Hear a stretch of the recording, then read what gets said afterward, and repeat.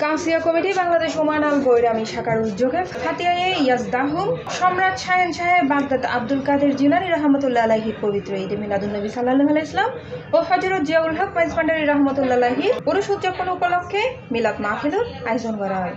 ওই সময় যদি কেউ আমি নবীর একটি সুন্নাত মান তামাসসাকা বিসুন্নাত যদি কেউ অক্টোবরের 10 তারিখ শুক্রবার মিলাদ মাহফিলের সভাপতিত্ব করে কাউন্সিল কমিটি বাংলাদেশ ওমান আল বৈরামী শাখার সভাপতি মোহাম্মদ বেলাল। এতে প্রধান বক্তা হিসেবে উপস্থিত আছেন মসকেট সুইকুত্তুন আগত কাউন্সিল কমিটির খাদেম হযরতুল আল্লামা মাওলানা শাহজাহান আল কাদেরী। বিশেষ বক্তা হিসেবে উপস্থিত আছেন হাফেজ আবুল কালাম। মিলাদ ক্যাম্প পরিচালনা করে মোহাম্মদ আরফাত। আল্লাহ তোমাদেরকে সৃষ্টি করেছে, কি করেছে?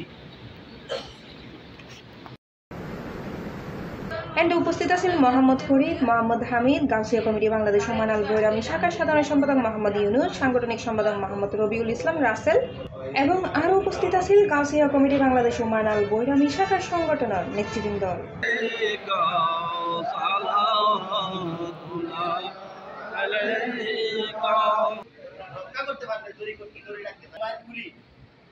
ভালো খারাপ মোবাইলের মধ্যে সব আছে।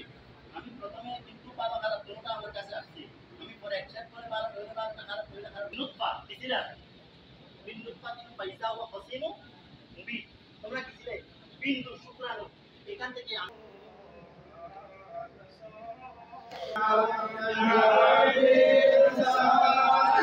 মাহফিলের মিলাদ কিয়াম ও দোয়া মোনাজাত শেষে তহরত বিতরণ করা হয়।